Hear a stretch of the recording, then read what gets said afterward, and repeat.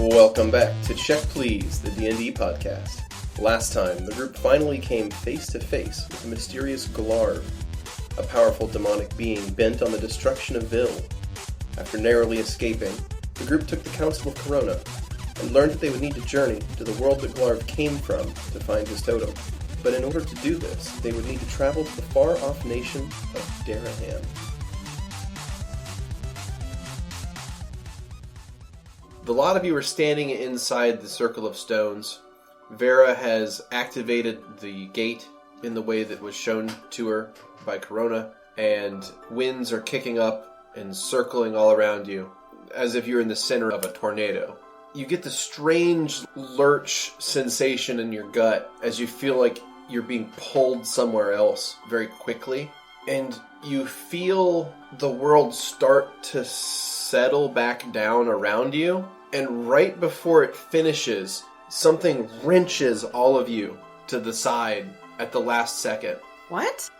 Something definitely went wrong, because something wrenched all of you. You all kind of stumble and fall down as if something just pushed all of you in a different direction. Okay. The winds die down, and you are no longer in the center of a circle of stones. You find yourselves in a bit of a barren wasteland. What? How barren? Can we see in color? Yes, you can see in color. Okay. So we're not in the Deadlands. The ground is dry and gravelly. There's scrub, brush every so often. There's a tree every here and there. And the ground is relatively hilly. There's maybe one or two clouds in the sky, and it's almost midday. So the sun is high in the sky, and it is somewhat hot where you are currently. We just left our cart back there, didn't we? With all our stuff in it. Uh-huh. Oh, no, Corona said he'd take care of it. You hear a voice. In fact, you hear three voices, speaking semi in unison. Visitors, travelers, interlopers, welcome, greetings, leave. You will make a fine prey, a fine prey. Death is looking. It is searching. It will find you. This place will be your end, your grave, your doom. Okay, I think we found Keni. Oh, fuck! Wait, calm down. What do these people look like? They're just disembodied voices. Oh. All three of the voices begin to cackle in unison. Sorry, I wasn't going to do an echoey cackle. I just... Thank you. Don't know if I had it in me. I could. So the three voices begin to cackle and sort of fade into nothingness. So we're nowhere close to the circle where we're supposed to be? Yeah, I mean, you should have materialized in a lithogate. Can we figure out where we are? I mean, you've got very little in the way of bearings right now. Yeah, And the way these lithogates work is it's a very large travel network, so you have no idea. You could be anywhere on the planet. Vera's just slapping the ground trying to activate. Vera, what just happened? I don't know. You know how to find out where we are? Yeah, well, relatively. Does anyone have an effect from someone else that they keep on their person? A what? Look, I pull out the compass that Hildegard gave me. Oh, shit, You have something from someone that you know as a owl. So, Oh, shoot, do I have anything from... Oh, God, it's been so long. I guess I'll snip my tie and put that in there. Like reverse using a compass. I think we can still assume we're to the east of everything. Wait, can extrapolate? But guys, the world is round.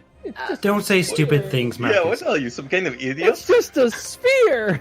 Didn't you go to school? Wait, no, I think he said a spear, like a long pointed object. I mean, it'd make more sense than a sphere. Right? But we all know it's flat. It's all, yeah. Oh, he didn't help me. Question, though, is the pack empathy between Markus and Lovette still going? I mean, if you cast it today, then yeah, it's probably still up. Yeah, that's what I figured. Yes. I just wanted to make sure. So you look around and you see very little in the way of natural objects. Just the ground is gravelly and sort of yellowed, and Karis is vomiting. Oh no, Markus, your ickiness. My ickiness? No, cure Karis's ickiness. Oh, Cure sickness or whatever. Ooh. Do we have any ginger? Can I do a skill check on that? See what it's... Yeah, sure. Give me a heal check. That's fine. I heard something very different than 16. kills Ikinos. As far as you can tell, it's probably just some nausea from the lurch. It's just sort of motion sickness is the best you can tell. They'll be fine. Just anybody got some like ginger on them? That'll help. Any more? So, No, I already gave all of those to Karen. What happened? I don't know. The rocks are broken, apparently. so kind of a side thing. Pack empathy is still going. Then Lovette has probably grabbed Markus's hand without thinking about it at some point. I don't know. She probably would have been conscious of it until people were looking at them.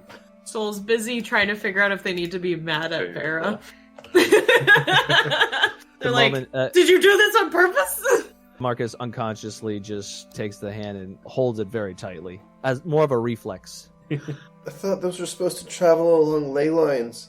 So does that mean we're still on a ley line somehow? I can't tell that. Ask I the feel Druid. like we got hit. Druid, How am I supposed to know this? you're smart. Since when? You've always been smart. You bent down doors. You've done so many cool things. Markus just rolled for knowledge planes, then got a 24. Okay, you think you're still on the prime material plane. You don't think you plane jumped. So That's pretty much over that. Why are you holding my hand? No reason. What are you thinking? Soul snaps their head back when they hear that. What? What? You guys are holding hands No, we're now? not. Yeah. Look at distraction! Soul makes direct eye contact. Vera looks the other way at whatever it was. Vera goes to look at what it was. Karis pukes again. Vera just stares off in the distance somewhere, like I'm not looking at them though. Karis waves you away. Okay. You okay, Karis? You good? Let's just wait until she feels better, guys. I just need a minute and some water. Yeah. Oh, Vera, create water. Oh, yes, I'll create some water in a bottle. I was hoping you'd just like Just, blast. just throw a Bottle of gallon water. of water at her face. just drench their head. I think it'd be funnier. That's but usually what I you're do. Smarter. You're smarter than how I deal with things. Does this area look in any way familiar? Do I know? Have I ever been? Okay.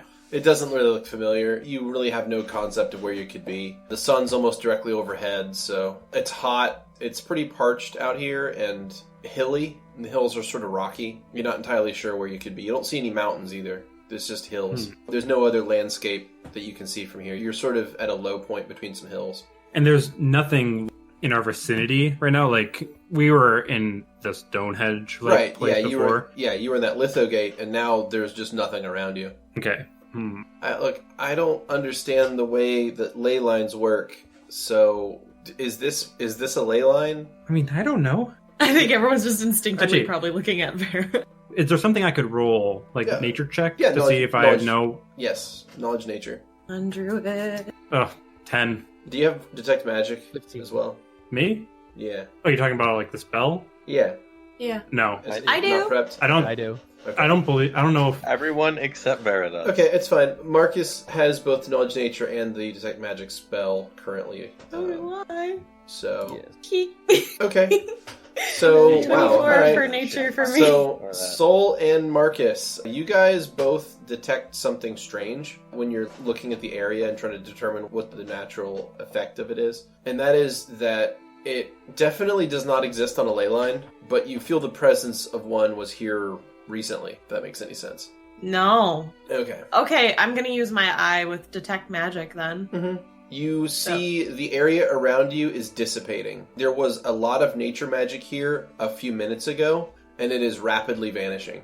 Oh shit. What's going on? Everything's dying right now? No, like the it was ley line- green. No, we got knocked out of the ley line and we landed here, but the residual magic that brought us here is dissipating. We need to try to tap into it to get the fuck out of here right now. How do we do that? How do we do that? Yeah, Vera? Use your hands. Wiggle the fingers. I don't know. I mean, do you have a spare lithogate sitting around, guys? Yeah, I don't think we... Fuck. Hold on. We get glow us. Get us out of here. Girl can only transport 3 people at a time, and I don't think I can just ask him willy-nilly to, like... This might not be willy-nilly. He can't get Karis, though. Oh. Silly clue. I could do stone shield and make a stone. Maybe that'll help. I don't know. We're all very impressed. Why don't we It's start an walking idea. in a more magical direction? Why doesn't someone fly up really high and see which way we should go? Okay, I'll do that. I think I still got the wings. I didn't really get rid of them. Well, we have rested since, but I'll do that now. Detach Archie's wings. Also, bad news. We have the dog with us. I had Archibald bring his dog this time, because I didn't want him to become that other guy's dog. I didn't want the dog to bond with the other dude. Why is that bad news? Because this is a bad time to have a dog with us. You think? Archie's holding a tiny puppy. Well, I mean, how long has it been? How big is this dog? When did you get Zero? At Christmas. Not Christmas. The winter solstice. Oh, okay. Solstice, yeah. December 21st. So It's been a little over a month. yeah. So he's getting big. He's a village shepherd. She's a village shepherd, sorry. Sorry, Zero. She's gonna be as big as I am. Alright, so Lovette is flying up. Yeah. And I will use my scope to survey the area at a distance. All right, make a perception landmark? check and a fly check. Oh Alright, no! Fly first. My first check is a 5 plus 6, so 11. You're definitely on the right start. Okay. You do your best. Once you get above about 10 feet off the ground, you get over sort of the lip of some of these hills, and there's a pretty strong wall of wind up there. Alright, well, I'm And not going it's- to try and do anything crazy. Yeah, so pretty much anything above 10 feet, you start to get hit with wind, and the higher you go, the stronger it becomes. Oh shit, higher than 10 feet. Yeah. Notably, very tall for you. Alright, I'm going to actually do the opposite of that. I am going to do something crazy. I'm going to try and keep going. I'm going to yell down, or better yet, I'll cast message. Point the antenna down towards Soul and speak in my receiver. Be like, can someone get ready to catch me? Just be ready. Archie, give me the dog. You need to catch Lovette. Archie nods. Alright, yeah, so I'll try to keep climbing. Do I take another... Oh, I'm sorry, Archie. I can't, fuck it. Soulcast tongue. Could you say that one more time for me, Archie? So wait, did you cast tongues on Archie or on yourself? On myself. Okay. Wait, can I cast it on him? Yes. I'm casting it on him. No, it makes him understand our languages. Don't do that. No, he can talk then. Tongues let I'm looking it up. understand. Looking it up. It's It lets you important say it. because- It lets you. Speak and, And understand. Yep. Oh, so, okay. Then, shit. So who are you casting tongues on? I'm casting it on Archie. Oh man, I am excited for this. I am pretty excited too. Sorry, Archie. Can you repeat that one more time for me? Oh boy. Hold on, guys. Oh man. So the thought flashed in my head was, should I have him have like a suave, debonair British accent and sound really cool? Should I have him sound like a gentleman with classical music behind him? And then I realized that I would rather have him talk like this. So repeat what you were saying to him. Archie, could you repeat that to me one more time? Sorry, I didn't understand you. Oh, no problem. Here, I need you to hold this. Okay. Soul grabs the dog. Thank you. You are quite welcome, Soul. Marcus's jaw is on the ground. This is the best thing. Dude, Marcus, since we still got the pack empathy going, you're gonna feel some serious emotions from that. Can you explain the emotions for him Yeah, so I'm that trying he's not to- assuming? I'm thinking about it. I'm trying to articulate it. I mean, just like excitement and love for her little robot boy. She's just I so can totally proud of him, feel right? it. This is a confabulation of emotions. All right, and now I will ascend or attempt to ascend. Alrighty. So make another fly check to attempt to ascend in high winds. Okay, you got an 18 adjusted. So you take off a bit higher. The winds continue to get nasty. Apparently wherever this is, it just does not have calm winds anywhere. So you move up and you're sort of trying to hover, but you're not really able to in the high winds. So you're sort of flying up and you're sort of being blown away from the rest of the party. And Archie is trying to stay as close to under you as possible. But while you're up here, go ahead and make a perception check with your looking glass to try to look around and see the surrounding area.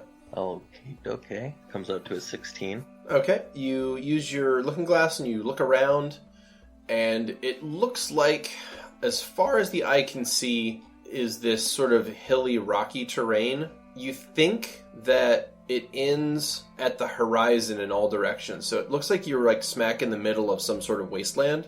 You're not exactly sure how far it is exactly to the edge of this thing, but it does look like it ends if you were to head in any direction. As you're looking around, though, with that perception, you're just not really able to see anything of note, sadly. Other than the fact that the wasteland does end. You're not like in some sort of endless hell waste. Well, Markus is going to definitely feel the pangs of dread before I make my way back down. Yes. But I'll try to descend as safely as I can and try to aim toward Archie. Markus is small. Markus doesn't like heights. That too. Markus likes ground. Marcus, look at the puppy. Come on. Are you okay? He's small. Yeah, just like Markus you. is small. It's cute, just like you, you know? Aww. Lovette turns red. How hot is it here, by the way? It's warm. It's not desert hot. It's just like No, it's not desert hot. I would say it's probably close to 90 degrees. So uncomfortable, It's though. it's uncomfortably hot. Yeah. And it's that Florida during this time. It's Florida in the fall. Or, the Midwest in the summer. It's pretty hot out. It's time of enough day is that. it? Oh god, we're in winter clothes. It's like 2:30 p.m. Yeah, it's pretty. You guys are not dressed for this heat. Well, I don't really. I'm taking my shawl off and putting it on my hips, at least. Markus is prepared. You Breathe. sure are. Markus is nuts flaw. Clang. Ugh, so much sweat happening. Do you see anything up there? Oh, princess. I thought princesses don't sweat. I thought they glisten. Sorry, Markus is a little sassy right now. Do I need to roll to descend? I am ready to catch you, Master. Okay. Well, I'll descend as safely as I can. Do I need to roll to do that? Yeah, fly check. Yes. Okay. That was another 18. All right, 18 is successful. So you come in for a landing. You come down and you land right into Archie's arms, and then he promptly sets you down. How are you enjoying this speech? Do you notice a difference? I do not understand. Oh, so that is okay. You are just coming through much more clearly for the rest of us. So I'll manage to do a little tune-up, it seems. It'll only last 10 minutes over an hour. Marcus, you okay? It would be nice for him to be able to communicate with the rest of us on a permanent basis. Well, technically, tongues can be permanent with a permanency spell. I don't exactly know how to go about that, but I know it's possible to give that to him. So don't count it out too far ahead of time. It'll just take a little while and a little bit of research. Ooh, maybe wherever we're going next has a library. Wherever it is we are going. God, I hope we're going somewhere at least. Did you see anything, Lovette? She sees that and her eyes just kind of go wide and she goes into like 1,000-yard stare. No, I did not see anything, dog lady. Is that we are not on another plane. Markus is right about that. But unless we have some things that moves really fast, we might as well be. So should we just start walking? I mean, there's no use just standing here. True. Karis, how you feeling? I can walk if we have to. Okay. Well, I could build us some temporary transportation, but I cannot operate it and activate at the same time. There's not enough room on this net, so I'd have to pull him off. Should I send dancing lights up into the sky really bright, like a SOS signal or something? That might call something bad to us. I think we should assume that we are on our own. Do we even know what those three voices were? I was really hoping you would, you know. Nope. Probably someone who hates our guts. Everyone seems to. Add it to the list, I guess. Yeah, pretty much. So do we pick a direction or what? Well, how did the compass work? Lovette, you said you were going to check it. Yeah, I did check it. So where did it point? Okay, so just to be clear, you put one of your items into the compass. So that is supposed to point toward what? The owner of that item, which initially the scarf belonged to my grandfather, we found out, because it kept pointing to his cup. Okay, so it should point to your grandfather. Alright, in that case... Okay. So, yeah, if the tie belonged to your grandfather, and you still believe it belongs to your grandfather, then... Well, that's how it's worked before. Yeah, so you place that in the compass, and it is going to point east-southeast. Right, and so I'm assuming that pointing that direction means now I know which direction is east, south, east, which means I can extrapolate which direction is north. Well, I mean, it doesn't. Well, I guess that. In a way, it's like reverse engineering a normal compass. I don't know if the compass actually would. It just points in a direction, but you know which way north is, I guess, if you have a compass. We know which way north is, and we know which way we are traveling. It is most likely east of us, so this is most likely going east, which means does someone have a map? Oh yes, here it is. We're here. We're right in the middle of nowhere. Beautiful. Vera! Thanks, Lil. You're a team player. Thanks. I scowl. Scowl at Vera. So let's walk west? So you know that What's the Red Plains? The Is that the Dead Plains are- Plains? They're where we went. That's where we went for the centaurs. Yeah, the Red Plains is Centaur territory. Right. It's where you met. It's where we met. Makes a Couple lot of noise. Among others. No, I but remember. Yeah. Our first waifu. Jeez. Okay. Well, Siva was the first waifu. Yeah, you're right. I agree. She predated me, so. No, she's an independent woman who don't need no man. Very true. She really don't need no man. Very Wait, true. We're the last one that started touched the her. Great Vale. What? Yeah, you started the Great Vale. Correct. Okay. Today. And we tried to go to the. You tried to go to the Druid Circle in Parthenae, yeah, which is So- far to the west, northwest. Yeah. Question. So the compass was pointed in to the east for where the cabin was? Yeah. Okay. Mostly east, a little bit south. So, I think we're in that big black spot. what if, hypothetically, we are exactly where we're supposed to be, and where we are supposed to be just isn't so? Well, then we'll be able to tell based on the compass, right? If we start moving, maybe. Well, May as well start moving. I don't see a point of just standing around. I think we should start walking towards at least the direction that we know. I mean, I'll start walking. The biggest Yeah, map just that I start have to show walking. you guys. Okay. So you could technically be further than this. You don't know. This is just the furthest zoomed out map I can show you. Soul's walking with Vera. This is sort of the world as you know it. You know there's stuff beyond these borders on this map, but you just don't really know of them. So which direction are you guys walking? West. Or what we assume is west, at least. You want to head west. Okay. All right. So you guys begin to travel west, and you get over the first set of hills, and the next small valley is crisscrossed with these sort of furrows in the ground. Furrow. Yeah, almost as if someone dug a trench, sort of, in the area, and it's just like crisscrossed, and there's almost no pattern to it, but it's just these large furrows dug across the valley. I'd like to investigate those. Okay. See if I can tell anything from, like, if they're dug by people or if it was something much larger. Sure. Make a knowledge nature. This is the best thing. No, it's not. It's a 17. 17. All right, Vera, they look almost like the remains of very large tunnels, right? Like if a groundhog were to dig underground, that would sort of do the same thing to the ground. Would it be like a giant worm? Could be. But you think it could be, instead of like an agricultural byproduct, you think this is possibly some sort of tunneling creature living in this area. Is there knowledge animals? Also, I'd like to say, based on my knowledge of vermin, does it look similar, but at a larger scale? Specifically vermin burrows? Like, as in, like, insects? It's hard to tell if it's No, an insect or not. It's definitely bigger than an insect. I mean, if the trenches that whatever dug this is leaving behind are about 5 feet wide. Mhm. So it's fairly sizable, whatever it is. We should definitely be cautious in this area. I don't know exactly what caused this, but I'm pretty sure it's some kind of creature. Shut up, Lovette.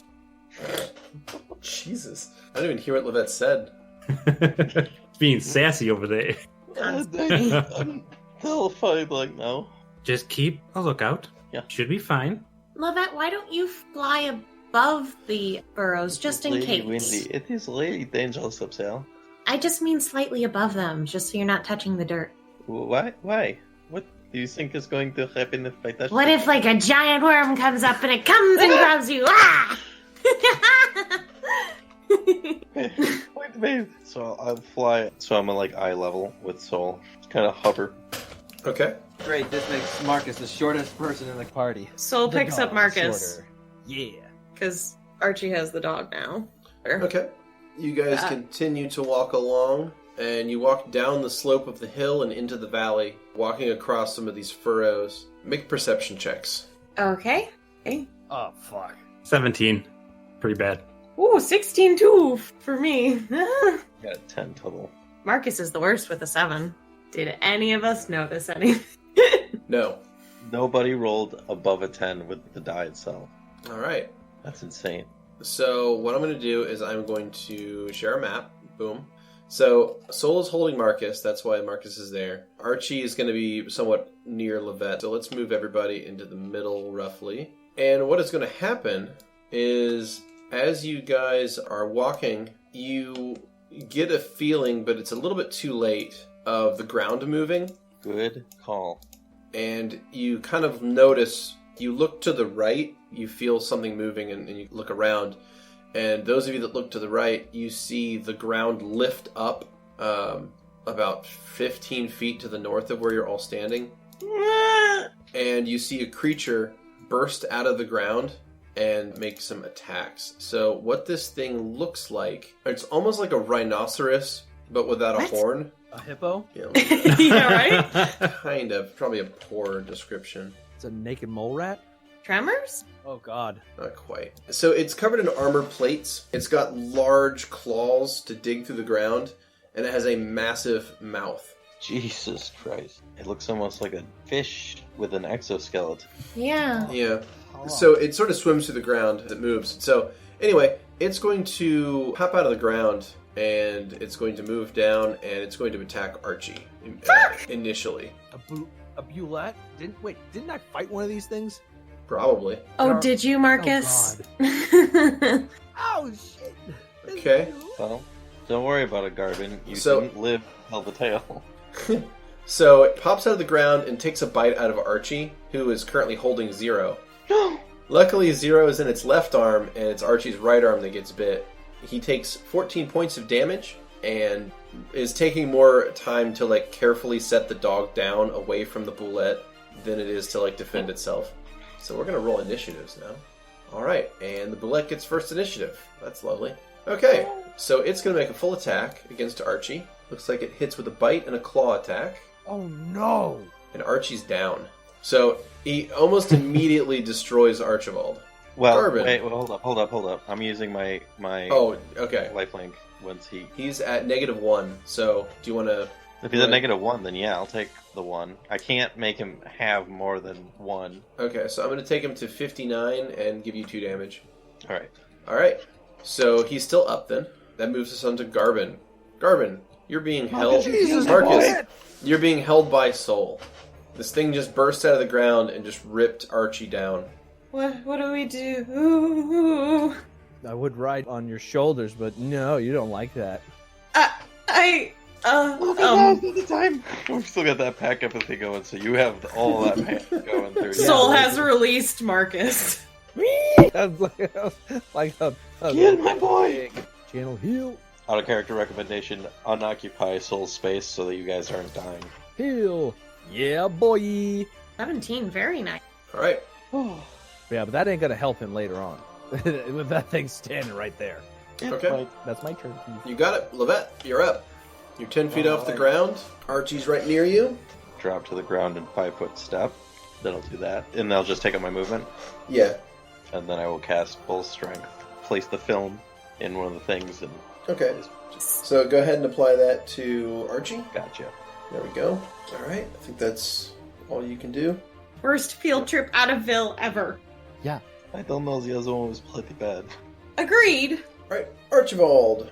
Well, it's a good thing he goes right now, because it's time for him to make his full attack. He's just gonna bunch the ship out of this. I'm gonna go with the not power punches, because I have a feeling this guy packs the AC.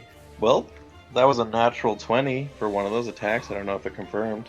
Okay, your rolls were 20 and 7. The 7's going to miss, 19 adjusted. The 20 adjusted is a 32, which of course is a critical threat. The confirmation roll was a 28, which is a confirmed critical.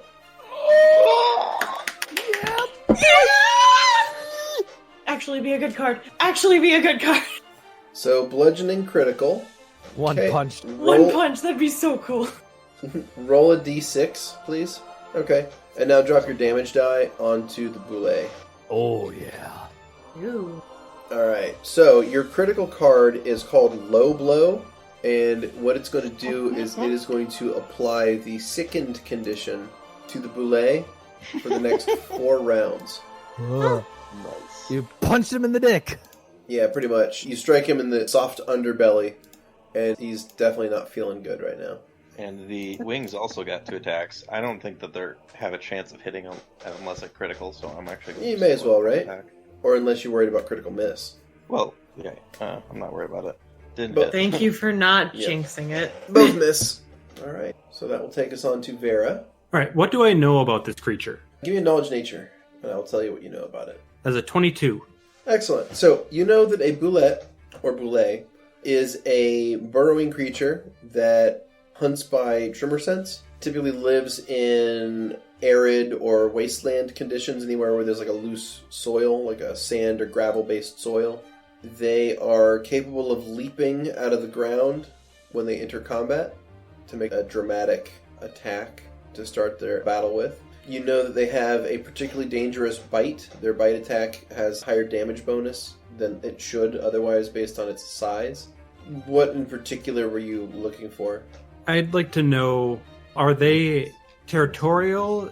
Are they... Yes, they are highly territorial. Shit. Hi, we went straight into its territory. Because what I wanted to do is I wanted to use Good Beetle and make it full, but I don't think that's going to fucking solve anything. Gotcha. It's just going to heal him like 4 points. Alright, Weakness. I'd assumed it'd be like underbelly, but do I know anything about how people dealt with them? Typically, the way you deal with them is to stay out of their land. The only time people have to really worry about them is when too many of them breed and move out into new areas. Because then, like, they'll eventually get into, like, farmlands and become a huge problem for farmers. Because they wreak havoc on livestock. Are there normally a lot of them in an area? No. Or is it usually one that... Luckily, they are pretty solitary. The most you'll ever find together is 2, and that would be a mating pair, and that's only during certain times a year. Okay. So they're fairly solitary creatures. Is this that certain time of year at all? No. Okay. No, that would be springtime. So how do we kill it? Hitting it with stuff. Yeah.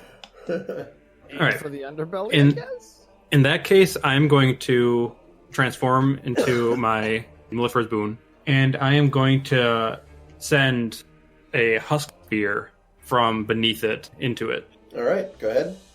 Okay. The Bulette got a 13, and it is going to fail, so it's going to take the full damage. So now you go ahead and drag the 2d6 piercing and 2d6 acid onto the Bulette.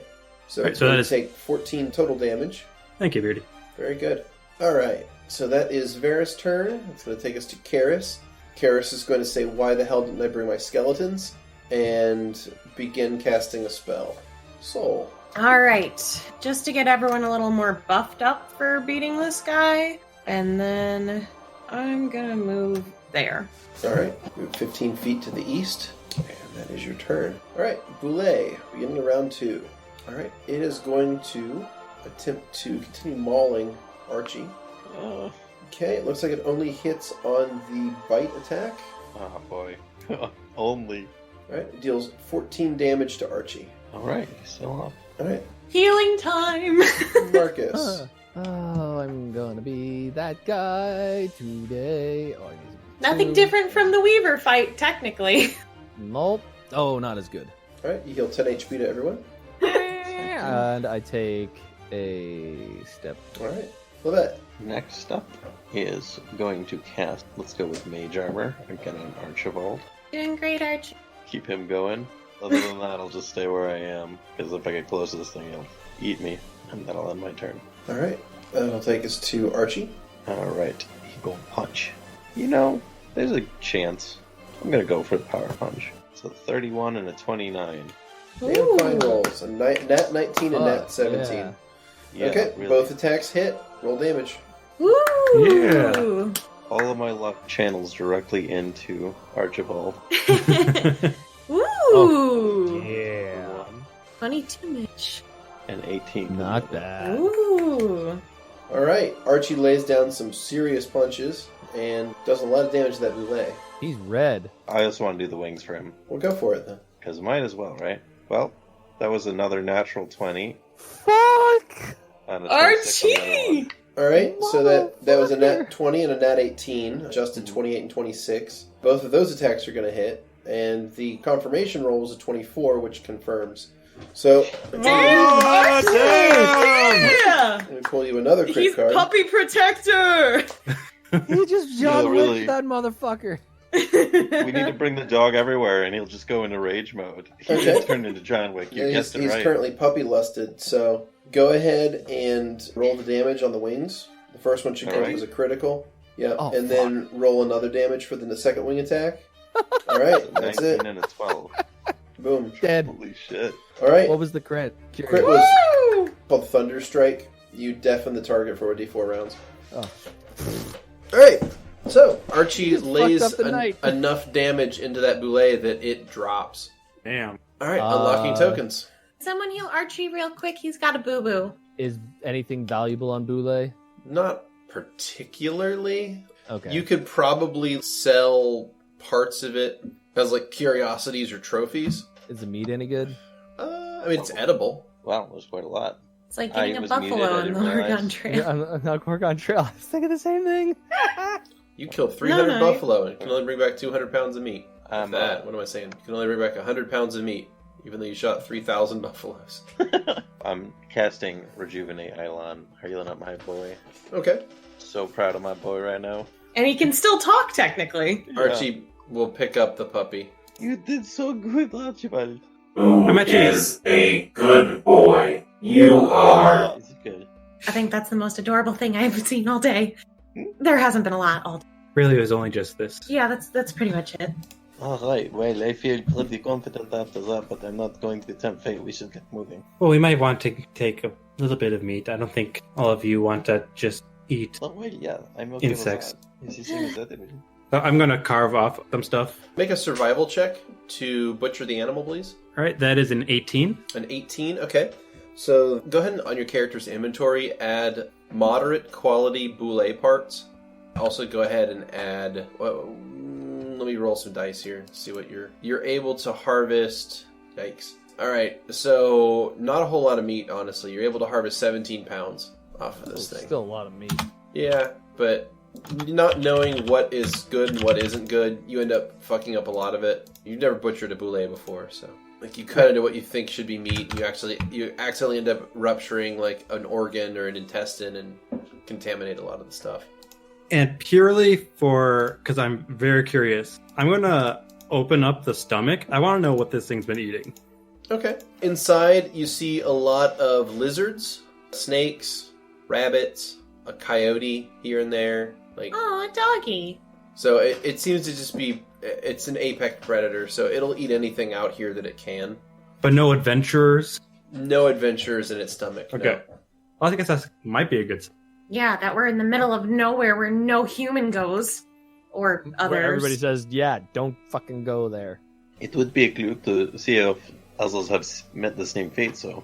Especially seeing as how we had those three voices tell us that death was awaiting. Seems that this is more a deliberate attempt to source our attack than a contamination of the ley line, I think. Shall we keep walking? Yes, please. Alright, so you finish off the area of the Bulette and continue heading west. While you're going that direction, I need everyone to make another perception check. Can someone heal Archie? Yeah, I got him. Thanks, bud. That is 21. I got a 25.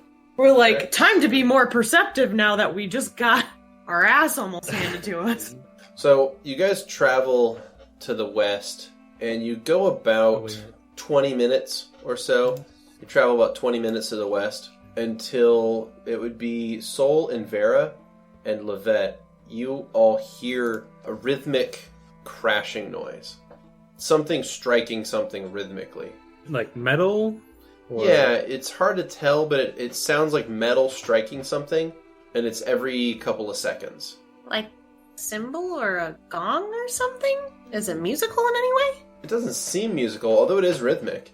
I'm going to sneak off and lightly tread ahead to see if I can find what's making the noise. Alright, you sneak ahead. Make a stealth check. Can I cast invisibility on you first, Jesus? 14. Alright, you get a 14. Are you flying or walking? I am walking. I assume that my wings probably make a lot of noise. Okay. You move forward ahead of the party, and you go over top of a crest of a hill, and you see a figure in the next valley swinging a pick at an outcropping of what appears to be probably some sort of ore. Me either. All right, and damage to Markus. Worth it. Worth it. Worth it. Worth it. Does this person look like a common folk? They're dressed in commoner's clothes, but they're definitely pretty big for a commoner. Oh, let's say if we're talking about races in like D&D, Goliath big, giant big. You're pretty far away, so it's hard to gauge the exact size of this person, but they're definitely bigger than a human. Scale of Find the Colossal.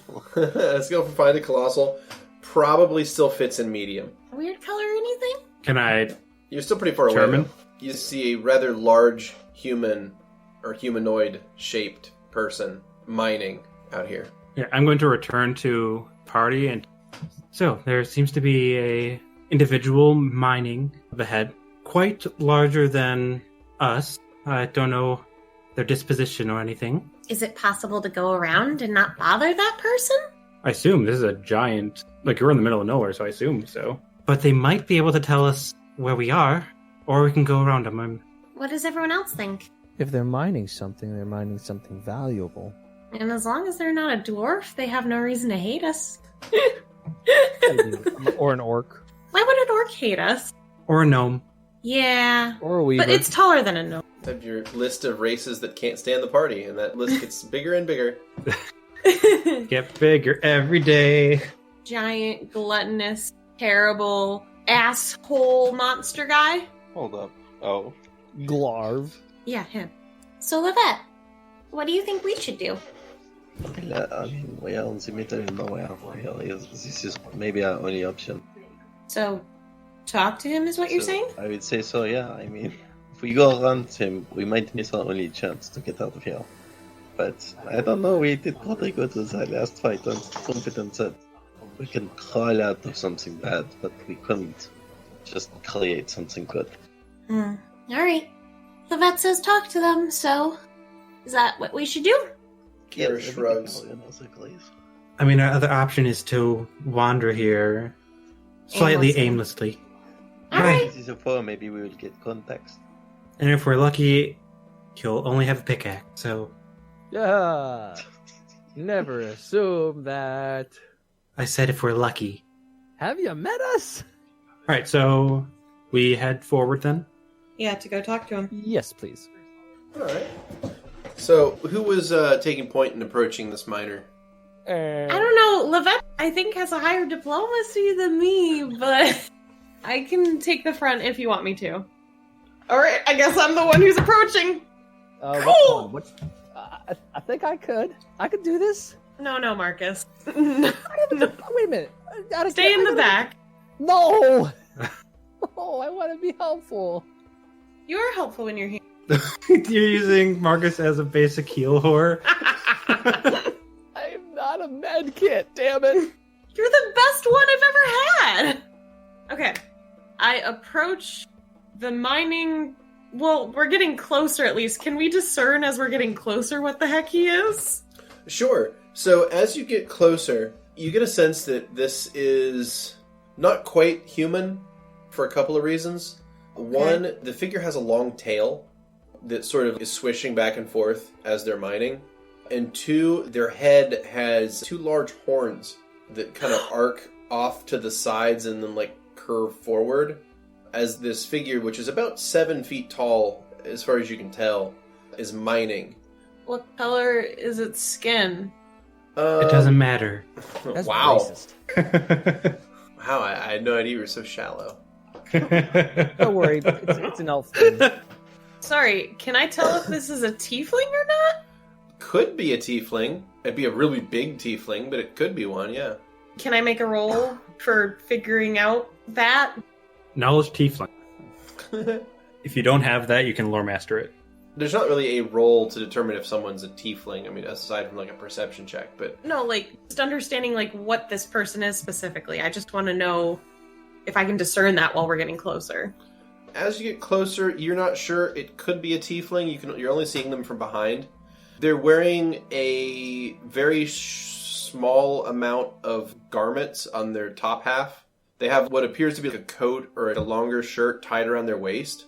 Like, it seems like they were probably getting hot mining, and they just decided to disrobe slightly to cool down. And it looks like they just tied their shirt around their waist, and they're currently, swinging a pick into what appears to be iron ore as you're getting closer. Oh, interesting. All right. Not too close, but enough to where there's a slight distance for safety. Excuse me. The figure stops, sets the pick down. So the figure turns around, and it appears to be a human female with a few extra traits. She's about 7 feet tall. She's got 2 sweeping horns coming up from the sides of her head, sort of point forward. Her ears are elongated. Her hair is two-toned, brown and sort of a white color toward the back. She is wearing almost like a tank top-esque kind of shirt, and she is sweaty from mining currently. She's also ripped AF. Muscle woman. So, again... Markus takes a handkerchief and blots his forehead. So, anyway, she turns around, and she seems kind of startled to see a whole bunch of people out here in the middle of nowhere. I'm so sorry. I think Lovette swoons at this person a little bit. Hello? Oh, hello. What language? Language? Oh god, we're Vil. Okay. Time to use tongues on myself. Whoop.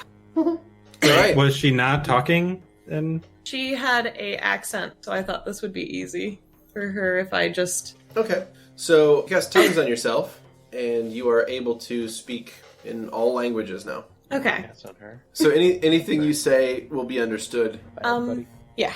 Hello there. We are travelers who are trying to get to Parthenae. I'm so sorry we have disturbed you in your current endeavor. Oh god. Yeah. Apologies for my awful accent. Here we go. I may drop this if it turns out too difficult to use. Dude, not how it works. Oh yeah? I gotta stick with a bad accent forever? I do. Oh. Choose wisely. Oh no, I'll drop the accent if it's bad. Don't worry. Oh, hello. I want to hear it. I was a bit startled by you. That's all. Oh, right. We're near Parthenae. The accent makes perfect sense. I But- didn't mean to startle you. What are all of you doing out here? And see, this is all coming out way more German than I'm wanting. Yeah, I was gonna say, is this Sorry. German or No, it's my shitty attempt to do a different accent, so I'm just gonna drop it. So anyway, Okay. She speaks in thickly accented Parthese. She can speak Vilish, but it's sort of slower and broken a little bit. She'll basically say that she was a bit startled to see a lot of you out here. Normally a fairly quiet area. Yeah, it seems we've gotten lost on our adventure, unfortunately. Where are you heading? Well, technically towards Parthenae originally, but we're going to Daraham. So you say that? Yes? She scowls. Is there something wrong with that place? You are not from Daraham, are you? No, not at all. What is she saying? Then, she's speaking Vil. She's just not Okay. great. It's very heavily accented Vil. It probably actually sounds a lot like Lovette's accent. Yeah. I just am not confident enough in my ability to pull off that accent right now. Icicle sounds great. Sure. I think every time I try it, it comes off German. Would. Every time I try it, it just sounds like German, and I don't want it to sound German. the first time it sounded correct, the second time it sounded German. Yeah. Yeah, it's Like just you had it the first time. Yeah, and it's one that I'm gonna have to do some more practice, and I might be able to pull it off if I practice it, but it's not worth it. Okay, she is going to scowl at the group and ask why would you ever want to go to Daraham if you were not from there? Well, normally we wouldn't want to. We have some But- private business, but I assure you, it is everyone's best. It's to protect friends and family. Basically, we're just going in to get something and getting out. Yeah. Oh, so you're going to raid Daraham? No, we're not hurting anyone. You find times from different cultures, maybe, but It hasn't happened yet, at least. we are definitely your friends. Well, it's certainly been interesting meeting you. She hooks her pickaxe to her belt And she gathers up all the chunks of ore on the ground and puts them into a sack. Wait. We need help, though. We're looking for directions to get to Parthenae first, at least. She We don't know gestures where we all are. around you, and she's like, "You're in Parthenae, just a back corner of it, that's all." Oh god, I thought I got obliterated. We're looking for a port. Would you know where we could find one? Or what direction, at least. Well, the only real port would be Chalons-sur-Mer, but it's a bit away from here. Besides, if you go that way, you're never going to reach it. Why is that? That way leads west to Burgos, and, well, the Burgese are not friendly people. She kind of mutters under her breath, but who is these days? Look, you seem like decent enough people. Just, I'll tell you what. Follow me, I'm heading back home anyway. That'll at least get you to a town, and from there you can go wherever you wish. Thank you. Thank you so much. And then I assume, since Soul's using tongues currently, they switch to Parthesian? Is that how you would say what the language is? Parthese is fine. Parthese. Okay. They switched to Parthese then. I'm so sorry that you are... Wait, let me get a French accent in. Okay. So bad at this. Thank you so very much for taking your time to talk to us in Village. In Village, yes. It was very sweet. She nods and says that she learned a bit of it from some people in town because village traders come every so often. It's useful to know. You can sometimes negotiate good iron prices from them. I Other see. times it's cheaper to mine your own. And there's been a bit of a supply hiccup, so she pats the burlap sack on her shoulder. Well, I'm very glad that it's at least benefiting you. Not really. It's kind of a pain to come all the way out here to mine, but it's the only thing that keeps me in my craft. Well, there was a bit more of a resurgence in Ville when the mines opened back up. Well, someone should tell that to the traders. The prices have yet to come back down. Oof. Are you this plebeian need? She kind of like cocks an eyebrow at you. I can handle myself. What are you implying? Well, sometimes things get out of hand. You can't always, but if you are okay, then that's okay. That's good. We just have connections with the village mines, and you are helping us for nothing. I'm just heading home. You're just following me. That's it. Okay. Well, I appreciate that, but many would leave us abandoned or rob us or something else. She kind of like scrunches her face up a little bit. She's like, I know I may not look human, but I'm not just going to rob you. Not sure what you're implying. Well, a lot of humans would. A lot of anyone would. Well, just things can be rough out there. Whatever. Alright, I just. Lovette! Whoa, look at the thing in the sky! It's called the sun, sir. What did you say? It's called the sun. Yes, me. Yeah. You know, sometimes, pickaxe kind of relate to shovels, and shovels relate to digging holes. I'd rather go up instead of down. I can put the wings back on Archie and he can try and fly you up, but We don't need to fly. It was a metaphor. Oh, okay.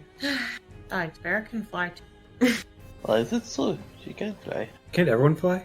I can't fly. I know, other than Soul. Yeah, I guess Markus can tech. Karis can't fly. Okay, we got two people who can't fly. Lovette and Archibald can't fly at the same time. Actually, that's not entirely true.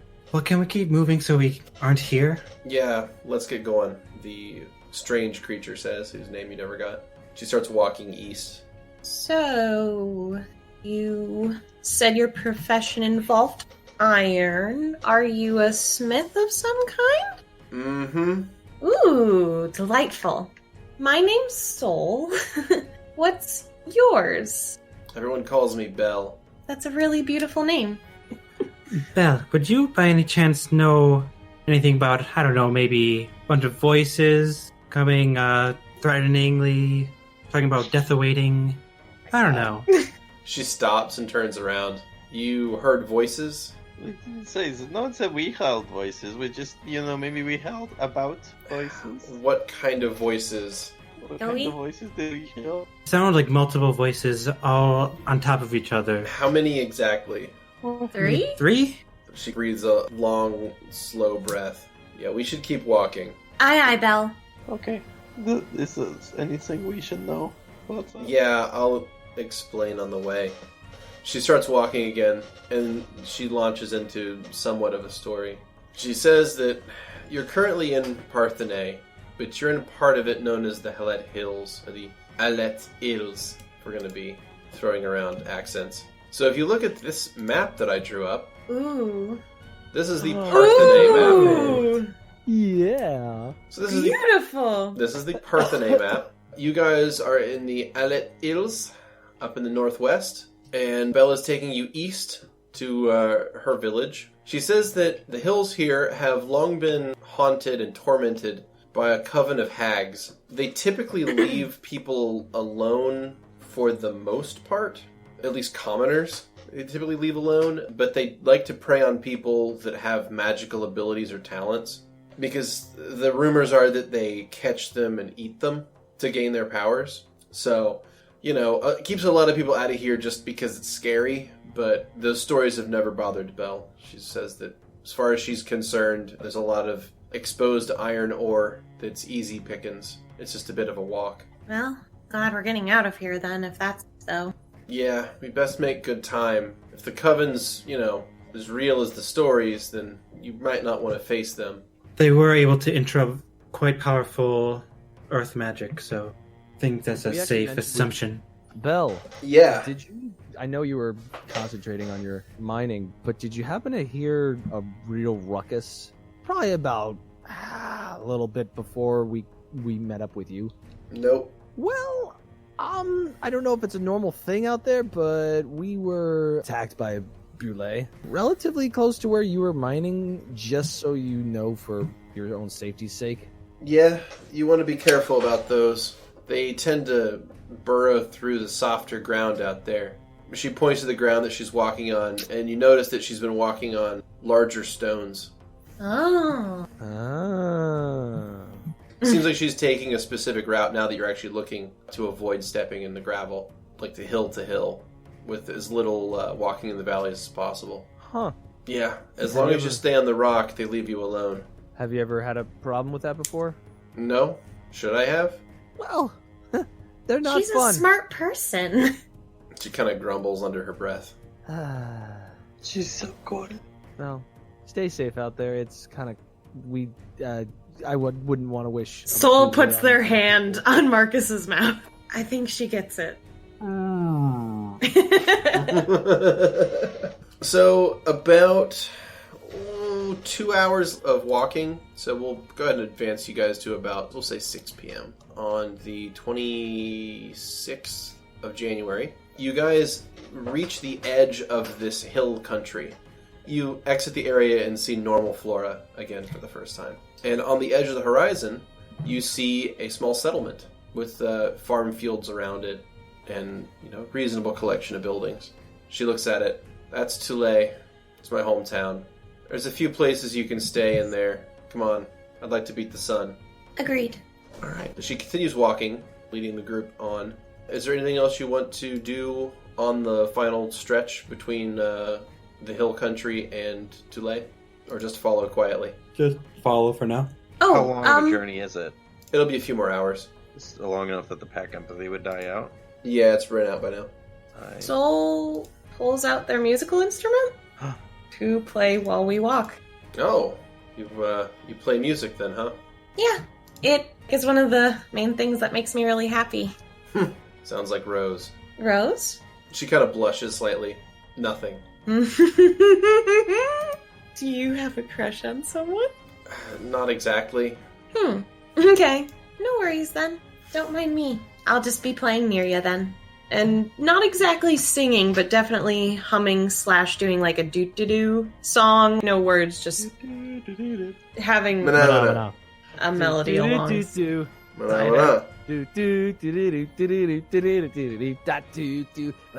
dead to me. And there's the copyright strike. I think that's giving Skrewy a lot of credit. Shots fired. Yeah, I figured I'd have us at least have quote-unquote travel music. Excellent. For us Okay. if we're going to be quiet. Yeah, alright. In that case, you serenade the group with some music, and you're not 100% sure, but it seems like Belle's mood has improved slightly because of it. Woo! Thank God! We've been doing terribly at that. If Soul's playing music, I'll be like, oh, that reminds me, I've completed something I made for you. This is to be a solstice gift, but it took a little longer than I expected. Me? Yes. Oh, thank you. Soul is unsure of how to grab it while playing. We'll take care of it when we can sit down. Sure. So something for Vera. What? Yeah, I did something for you. Really? Yes. You've been very helpful to me personally. Wanted to thank you for that. Not necessary. But Oh, yeah, come I did, off so it, it's too late. Vera. I've already put all the work in, so you might as well. Well, thank you. Of course. So we're still traveling. If it gets darker, however, guess who's pulling out the dancing lights? Yeah, it's becoming dusk because it's January, so the days are pretty short. So it's getting dark out. We'll say it's about 7 p.m. The sun is pretty much fully set at this point. I pulled out dancing lights. Okay, you pull out dancing Oh, lights. I like going as well. You guys arrive at the outskirts of the town. Parthenae's map looks so good. Well, thank you. So you guys head into Tulay, and just getting into town, it's not a terribly large place, but there's enough people here. The streets are lit with torchlight, and Belle goes up to the back of a fairly decently sized building and walks right up to the door and opens it, goes inside, slams the sack of iron ore down, and sort of just bellows out, "I'm home." You walk in, if you follow. Yeah. You notice that it appears to be the back of a smithy. And coming out from the shop end on the front is, I would describe them as a red-haired half-elf. Oh. She is, attractive, I guess, by half-elf standards. She looks very, very happy to see Belle. And before she even notices you guys are there, she jumps up and gives Belle a little peck. Aww. They are so cute. You hear Belle grumble something. You think it's not in front of guests. We ship. We ship. It's at this point that this person notices all of you guys and goes, and again, this is in a French accent that I'm incapable of pulling off, in full Parthese. "Oh, welcome! I didn't see you all back there." So none of us understand this. Yeah. Belle grumbles something to Rose, and Rose says in broken Villish, "Oh, I'm so sorry." It's okay. Thank you. What? She is all smiles and runs up and it's like, Can I take your coats and boots? I'm so sweaty. I'm sure it's been a long walk. Could I get a perception check from Vera and Markus and Lovette? That is a 25. That is an 8. Okay, I'm going to send I got a 19. Alright, I'm going to send you a PM. I'm going to send that over to Vera real quick. Okay, so anyway, she kind of bounds forward and she's like, "Here, let me take your cloaks and boots. It can get pretty nasty out there this time of year." It was hot, though. You also notice that she has Symphonia iconography on her, whether it's a necklace or a cloak clasp. I'll leave up to your imaginations. Soul was pretty much playing music into the dang place. Yeah, and you see that she's wearing Symphonia Okay, stuff. So. Soul will kind of bring up their lyre and just kind of wiggle it, I guess, and smile. "Oh, you play? Mm-hmm. That's lovely. Come in. She gestures all of you into the front of the place, which is, when you get to the front of the building, you go past like a smelter and a forge and a couple anvils. And when you enter the front room, you see that it is a blacksmith shop. Some of the items here are fairly mundane, like horseshoes, nails, hinges, other metal goods. But she's also got a wall of different armors and weapons. They all look like they're made with fairly skilled hand, but you can take from that what you will. Rose takes you to the front of the place where there's a couple benches that you can sit down on. "We don't usually have a lot of guests, but you're welcome to stay as long as you'd like." You hear Belle grumble. Well, that's very kind of you. I'm sure we all appreciate it. If you don't mind, just today would be great. Otherwise, we'd probably have to continue on after the sun comes back up. But your hospitality is greatly appreciated. Is there anything we can do to thank you? "Oh, no, you're guests. This is simply how we treat guests here in Parthenae." Wait, am I the only one who sees this? Do you Sees what? Do you two know each other? I point to Soul and Rose. Rose No? blinks a few times. I'm afraid no, I don't. Sorry. Do we have Forget it. something in common visually? What is going on there? They're just... Soul freezes up. I don't know if this is a weird question, but do you know who your dad is? Uh-oh. Rose kind of freezes up. Uh-oh. She looks embarrassed. He wasn't really around. Oh. Okay. Sorry. I mean, it was a long time ago. I know I may not look it, but I'm actually like my 40s. I'm 84. Well, I mean, you're an elf. Your kind don't really age that much. Do you remember anything about your dad at all? Well, my mom passed a while back, but she always referred to him as a handsome elven man. He came into town on business of some sort. I think she said he was an official of some kind. And they had, some kind of torrid romance, I'm sure. It's all really romantic, but it didn't exactly lead to a good home life. Calling up with lots of talent can be a She kind of starts fidgeting with her hair. Soul has a pained smile and then walks outside of the building. Did I say something wrong? Did I say something wrong? So I'll go out You're of the going to building. go out. Both of them follow? I What happened here? So, if I remember correctly, Lovette and Soul talked about this at a little more length when they visited the palace in Ville. And so, that's what was sticking on her mind. But did you follow them outside? Yes, I would like to follow them outside. I hesitate for a second, but I'm gonna be like... When you come outside, Soul is crumpled against the outer wall with their hands in their face. Their face in their hands? Their face in their hands. So, you alright? I thought, because I had the conversation with Daddy, it would make meeting one of them easier. Sister? We need to process it. No one would judge you. I think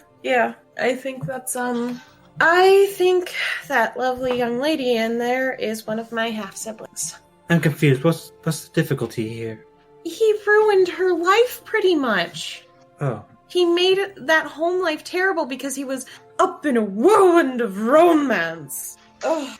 I can't believe he would do this to someone. Well, I mean, I can, but he made it sound like he visited, at least. When I talked to Daddy, I just... Do you want to make use of my little device for this sort of thing?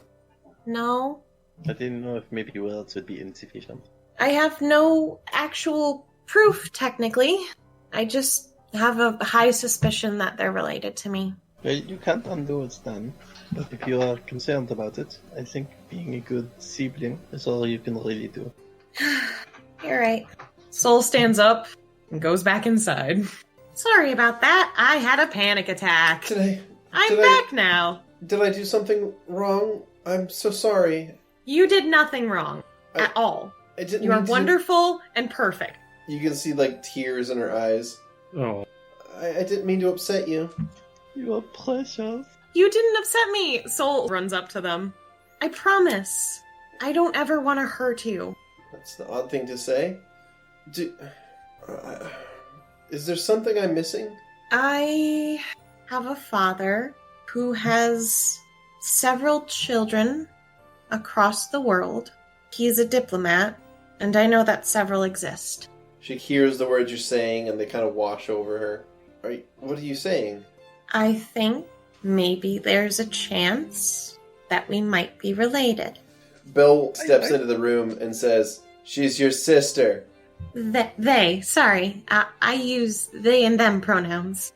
Tears start running out of her eyes as she's standing there where her arms are drawn up under her chin, and she's crying, looking at you. I'm sorry. She's trying to get a word out, and it's difficult to speak. Sister? Soul just hugs her. She hugs back. Whatever you want to call me. It's almost as if you can hear Belle's eye roll in the other room. I'm sorry to have found you like this, randomly, on happenstance. I'm sorry Dad did that to you. It's alright. I mean, I didn't have a bad life. I mean, for what it's worth, we never wanted for money. Huh? we received a stipend. That's good. That the parent is difficult, so I understand. Also, did you notice we're both half elves? I don't know if you knew that. Oh, that's good for you. Oh, okay.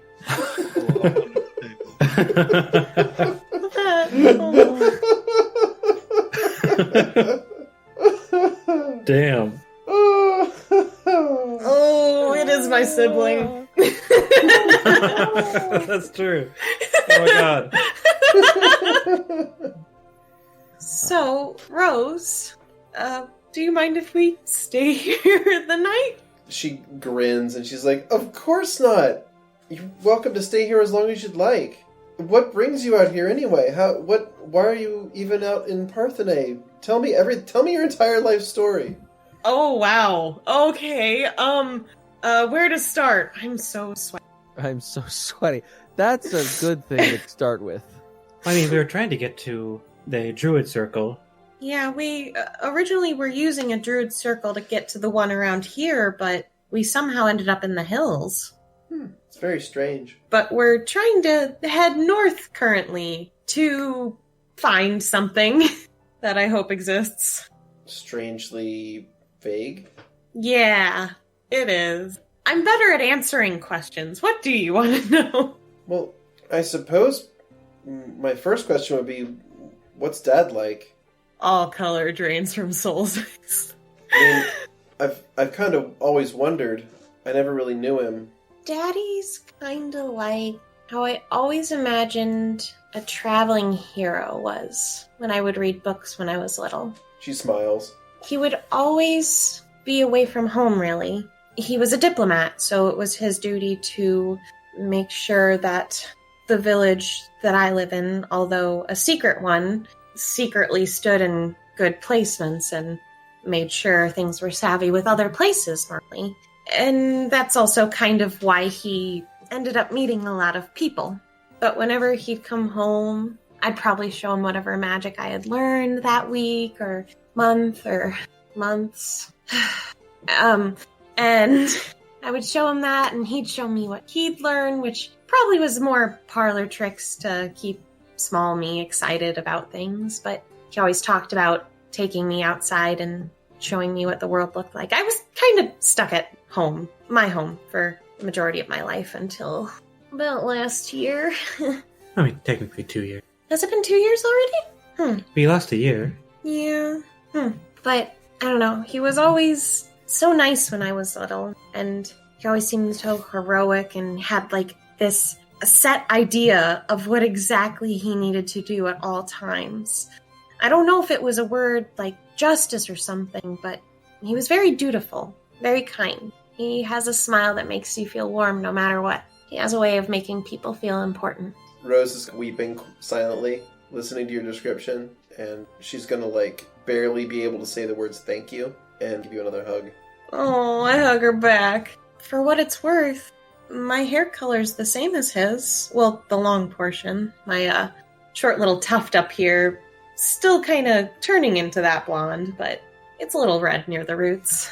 She touches her hair and she's like, this was my mother's hair color. Gotcha. Well, your hair is beautiful. Thank you. You're welcome. What about you? What was growing up like? Oh, well, me and Mother lived in town here. We did some odds and ends, mostly just to help folks out. Like I said, we didn't really have to warrant for much because of the stipend that we would get. So, for the most part, we just sort of helped out folks in town, and it was pretty quiet for a while. And then I must have been 10, maybe? Mm-hmm. And then one day, there was kind of a ruckus in town.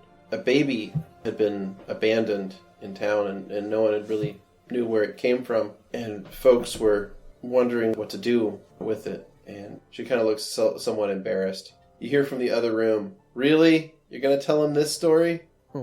Rose kind of looks doubly embarrassed. I'm sorry. Yeah, so this baby was abandoned. Well, sort of. It's not really a nice story, at least at the beginning. It has a happy ending, though. Sorry. So there was, how to put this, some things happened that weren't good, and one of the villagers had a baby, and she didn't survive birth, I guess, is a better way to put it. Mm-hmm.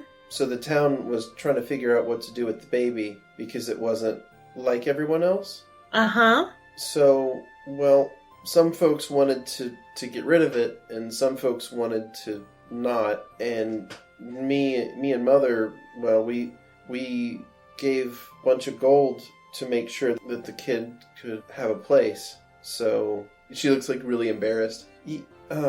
So yeah, that's where Belle came from. Uh-huh. And she kind of like blushes.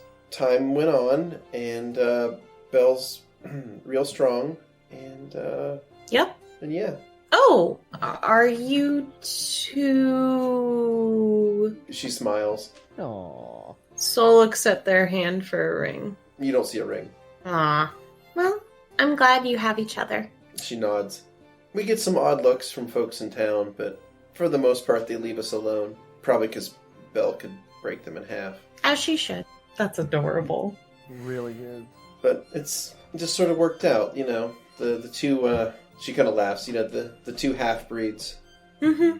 Don't want to ask what half-breed Belle is, but Grem wants to ask but knows better. I would hope so. You can tell by her traits that it most likely was a Minotaur. Which has some pretty bad implications. It has very bad implications and explains why the mother died in childbirth. True. Yep. Well, I'm glad you have you. And it makes sense. You guys are both very wonderful people, and wonderful people belong with each other, in my opinion. Well, thank you very much. Are you all hungry? Soul looks at the others. I'm still under the table. Are you making something? She says, well, I can whip something together. Is anyone in the mood for bullet meat? Markus leans over to Soul. It would be in poor taste to ask for a glass of milk now, right? I actually don't know if any of this meat's actually any good. Soul kicks Really? Markus during Vera's explanation of Bulette. Like, this part's a bit harder than I think it should be. I think this one's garbage. Rose looks it over, Yes. and she's like, oh, do you mind if I use some of this? Oh, of course, go ahead. She takes a couple of the flanks and goes over to the kitchen that's off in another room. If we were to Oh, put So cute. the amount she took in pounds, what do you think that would be? She took, we'll say, 6 pounds. All right, thank you. Okay, so you hear the sounds of cooking in the other room, and Belle is back in the smithy, and you hear the smelter is being cycled up. Basically, the smelter's being lit currently. Yeah. So you guys have sort of been left to your own devices in the front of the shop. Well, I'll climb up into a chair. Yeah, there's only a couple of benches. There's not really a whole lot of seating in the shop. Oh, If there's a fire, Soul's gonna be near. So, Lovette, you said you had something for me? yes, if I could find somewhere else to sit down, I'll show you. We'll find somewhere to sit down. There's a couple of benches in the front room, and that's about the closest they have. When she was inviting us with dinner, where was that intended to take place? Is there anywhere that's accessible that has seating that's not like we're breaking another house? Not really. She would probably have just fed you out here, Okay. out in the shop area. Because it's basically like the smithy is split up into this shop area in the front that has armor and weapon displays, as well as general goods displays, general blacksmithing goods. There is a stairwell leading to a second floor. There is a kitchen that is off in the corner through a doorway, and then behind the shop is a smithy and forge that leads out into the area behind it where there's like an outdoor forging area. So within a few minutes, the smell of cooking starts permeating the whole building, and it smells lovely. I guess we'll take on the bench and show Vera stuff, and presumably Soul make question mark. I don't know if they are interested yet. Can I ask if someone makes a perception check what Soul is doing by the fire? Sure. Sure, I'll make one. Ooh, 13. No. God. Oh my God. Jesus. There we go. Okay, Markus, you notice that Soul is putting books into the fire. Markus is very perturbed by this and kind of conflicted, but goes over and says, "What are you burning?" The books from the vampire study. They're evil. I know they're evil, but we Whatever stack she has left, I take, and I said, we don't burn books. There's knowledge to be learned. Soul holds out their hand, and they use erase. On Markus. He disappears. Oh, damn. Oh, shit. Markus, make a fortitude save. We joke here. All right, you That's get right, a his 20. fortitude is awesome. You get Yeah, a 23 on your fortitude, and you are not erased. However, the book you're holding is now blank. I don't have it set. I would have done Dispel Magic. That would not have undone erase. I wouldn't have blocked it. Well, you could have counterspelled it had you been, ready with it. But would it have countered? Well, I mean, yeah, if you cast Dispel Magic at someone casting a spell, you can counter their spell and fudge it. But if someone casts an effect like Erase, that can't be reversed from Dispel Magic. Dispel Magic just ends any current magical effects, but Erase is instantaneous. Can't you cast it while they're casting it? Yeah, but I don't. Right, and that would be counterspelling. Yeah. Yeah. But I don't have it prepared. Is the problem? I know it. I just don't have it prepared. Gotcha. Soul, I'm kind of disappointed in you at the moment. And I take the blank book and toss it in the fire. But that was perfectly good paper. Before you even finish your statement, I turn on my heel and walk away. Soul looks fucking enraged. Alright, Soul, if you wouldn't mind deleting the line out of your inventory. I already did. Wonderful. Okay. So... I'm actually curious about this character, Rose. Personally, I was wondering, does any of Soul's half-siblings, would they be able to take their place in the ceremony? Unlikely, no. Because it's matrilineal, so it would need to be... It's bloodline through the mother. Correct. Yep. And since Soul's mother only had one kid, as far as Soul knows, Soul has... I'm sorry, what? What? What? What was that last added shit? What did you say? It's psych right now. What did you say? I didn't say anything. I said, what the fuck? I don't know what you're talking about. I don't know what you're talking about. All I'm saying is, Soul doesn't know of any other full-blooded children from their mom. So as far as Soul knows, there's no one else that can take their place. And the half-siblings definitely couldn't. They're not matrilineal. They don't have the eyes. Or the attunement. Right. The eyes. Yeah. So as time passes, the room smells more and more delicious as the smells from the kitchen waft out. I eat the room. So, this mechanical API dungeon tried to create what I thought would be a tree for the bees. I don't know too much about bees, but there is a little section up here that Hamali, or the queen of the hive, or whoever is the most important, can hide in. It can be opened and closed, and it is reinforced with these locks so that it can actually protect them when things get rough. And then these honeycomb sheets, they can be replaced with these other layers you see here, so that each side of this. So, out of character, real quick description. So it is about the size of a lantern, maybe slightly larger. About the size of a beehive, really, but it's a kind of lantern shaped. It's hexagonal, a little hexagonal handle at the top and some straps so it can be worn. Each side has a layer of honeycombs, but there's multiple metal sheets that can be swapped out so that they could fill the whole thing up. You could move it behind, they could fill up another one, and then you could have 3 times as much. And then, like I said, there's a little panic room at the top. So you said this is about the size of a lantern, correct? Very, very interesting. How does it work? And you'll describe it to Vera and just I've never really seen one quite like it. But thank you. You're welcome. Does it suit their needs? Well, we'll find out. The bees will be the ones to judge that. And I will hook it the belt that I have on my side. Thank you. Should I wait to give Sol this other one till I kind of blew my load on talking about it, but I thought maybe it could be a wedding gift. I don't know. They don't seem to be doing much. They're just kind of sitting by the fire. Yeah, it's not that cold around here, so I'm surprised that they felt the need to warm up. Actually, it's quite warm. It's just that what if they are not feeling well? I'm going to check up, and I will do that. I'll head over to where Sol is. How them books going? Well, the ones that still had words in them got burned. Or is it early enough that Lovette would see this happening, or are the books gone by now? You could probably, at least see the covers still in the fire. Covers take forever to burn. Sorry, what are you doing? I was getting rid of the vampire books. See what? The books that we found in the vampire study. Useful books we have. That's what I said. They belong to the enemy, which means we hide information. He's dead. Okay, so then his knowledge is ours to use, and His knowledge was evil. Well, what is the evil was like when they are going to attack and where, and now we don't know. But we've already read through them. Well, Soul raises their eyebrows. I don't understand why you're so obsessed with people who have done terrible things to get their information that could possibly cause more harm to this world. The destruction of information is a short-sighted scene. It might seem righteous now, but in 100 years from now, they might need that knowledge. Knowledge can always be used for the greater good.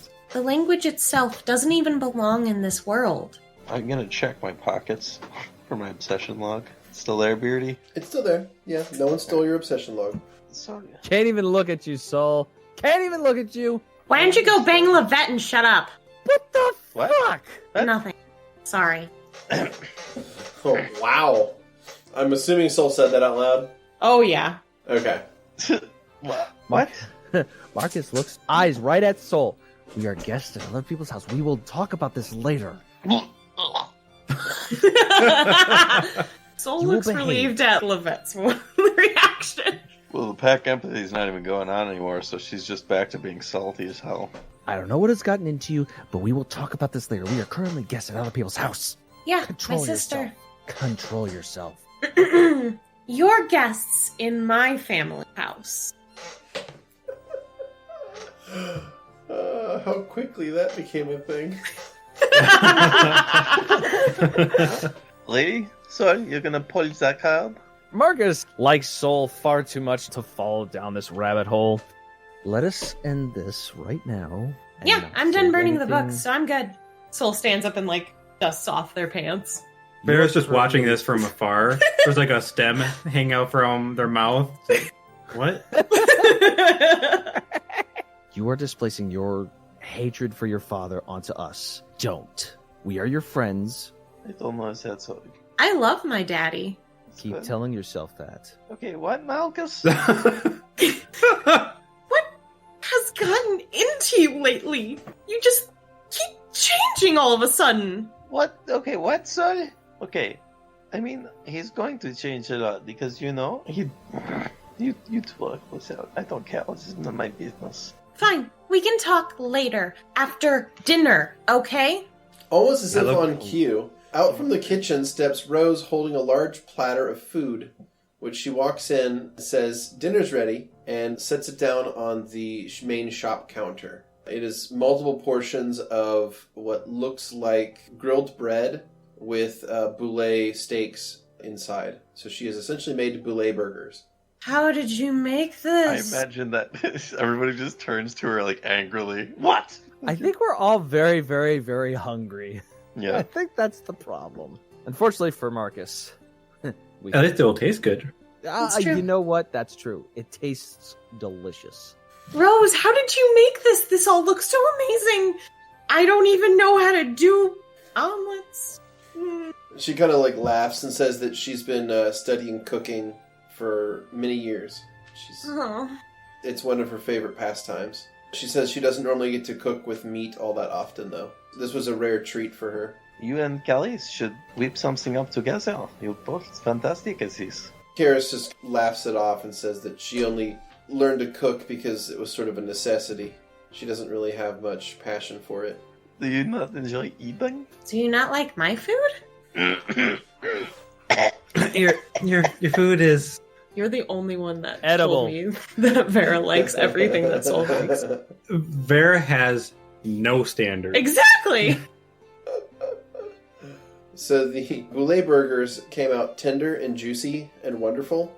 They are seasoned with, it's almost like a barbecue glaze on them. They're really, really lovely. And the bread adds a nice little crunch.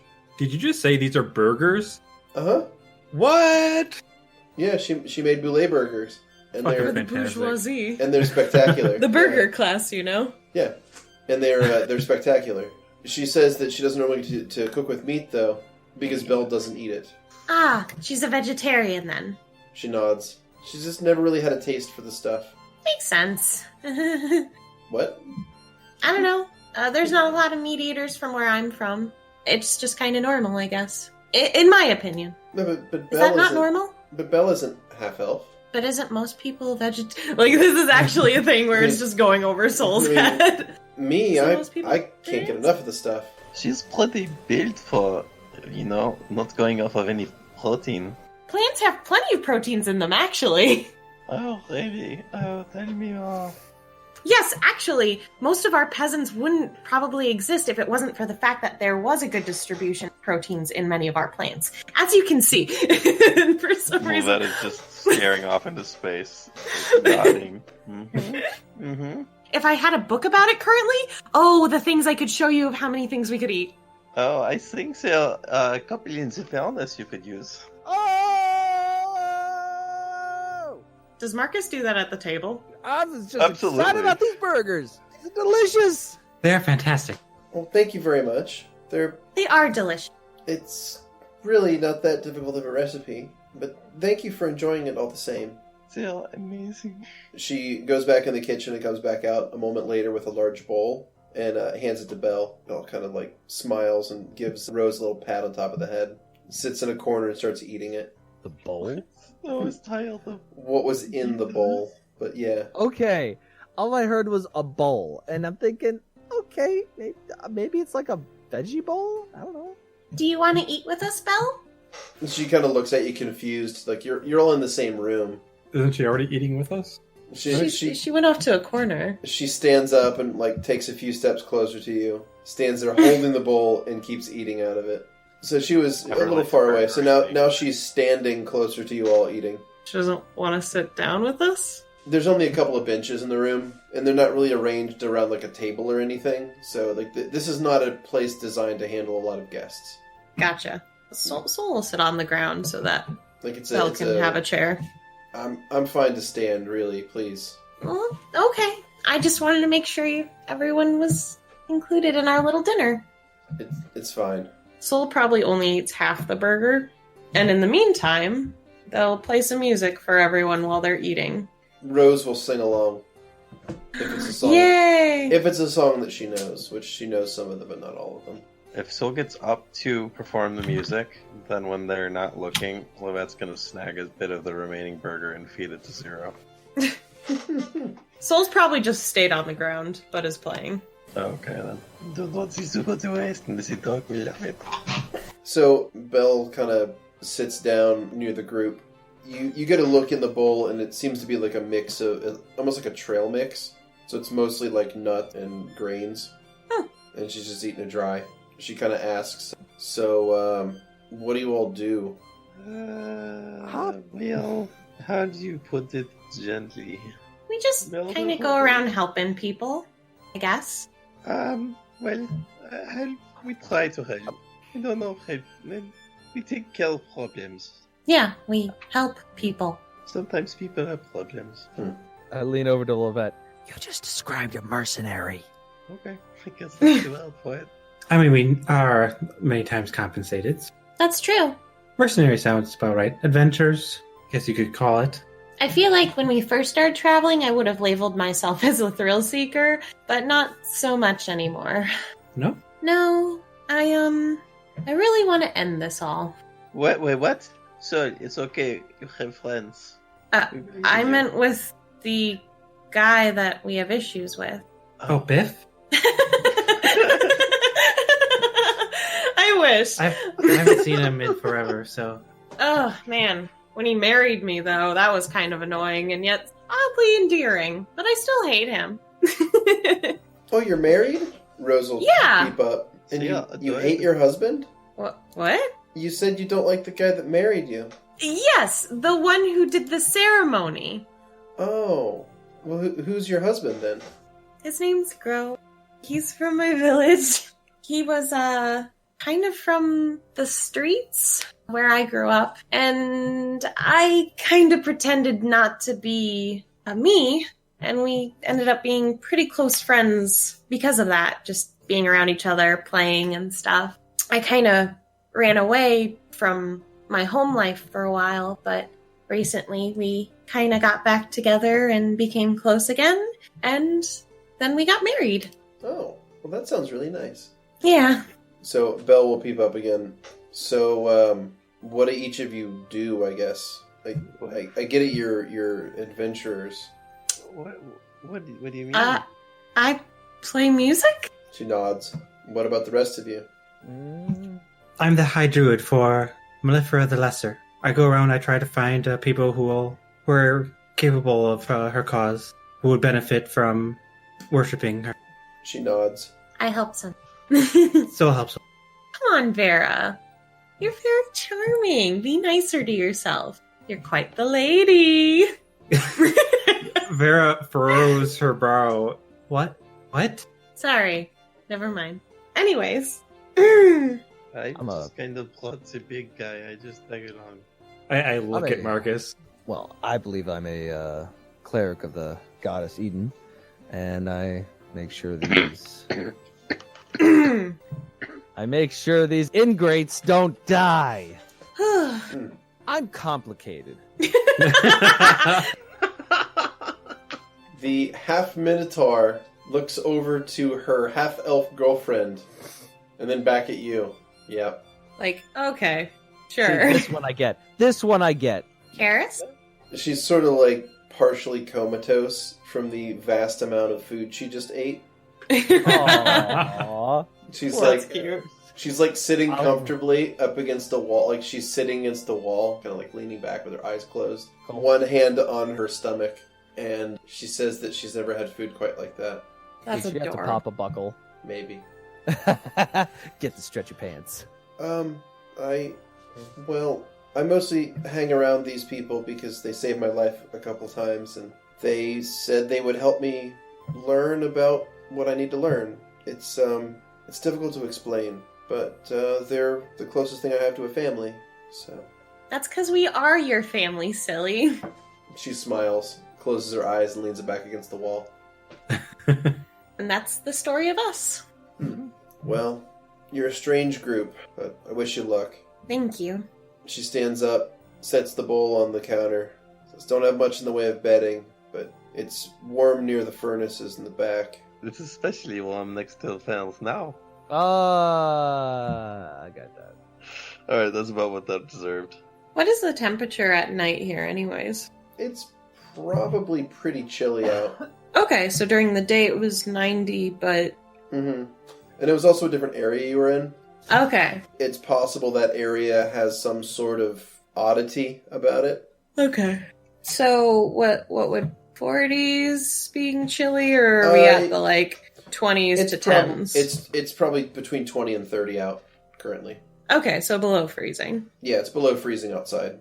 Gotcha. Only during the night, though.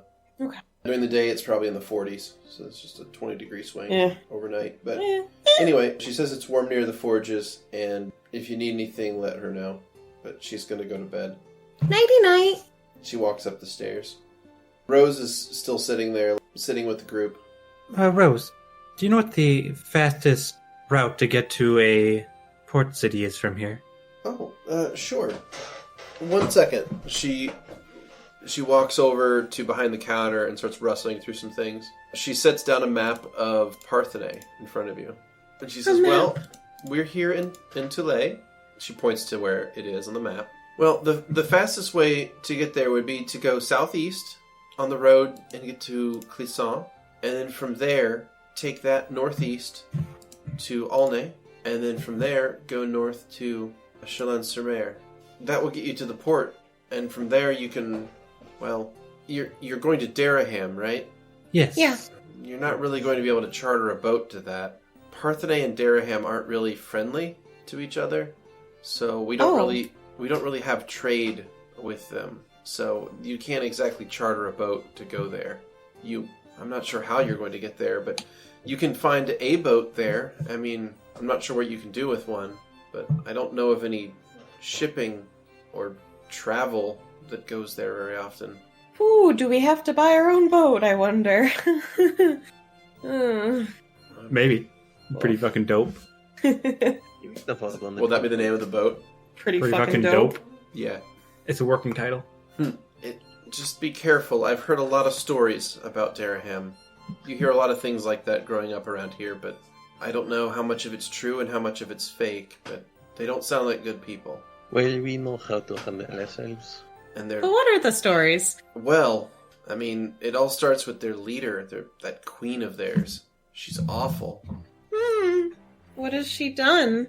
I mean, I've heard different stories, but mostly eating children. What? That seems to be the one that's told the most, is that to extend her life, she eats babies. Huh. Well, none of us are children, so that should be okay. Well, But a couple of us are children's size. Well, I mean, it does fuel her wicked powers that she uses to try to infiltrate and destroy Parthenae. I mean, we catch spies all the time. Wait, how do these spies get here? Yeah. Well, the spies get dropped off by boats from Daraham. Well, there are boats from Daraham? Sure, but it's not like they stop at ports. They'll take them to the coast, and then they'll row them to the shore, and then the spies try to infiltrate, and they end up gathering information and plotting and assassinating. It's really terrible. Daraham has been just the worst. Alright, well, I guess we had boat at Port City then and just go there. I mean, are you sure you have to go to Daraham? It's pretty We awful have there. much worse places to go. We've been to some pretty awful places already, so what's one more? Just watch out for the spies. The lich-blooded are dangerous folks. The lich-blooded? She nods. Are all the spies liches? No, they're lich-blooded. What does that mean? 'Cause it seems quite awful. Let me...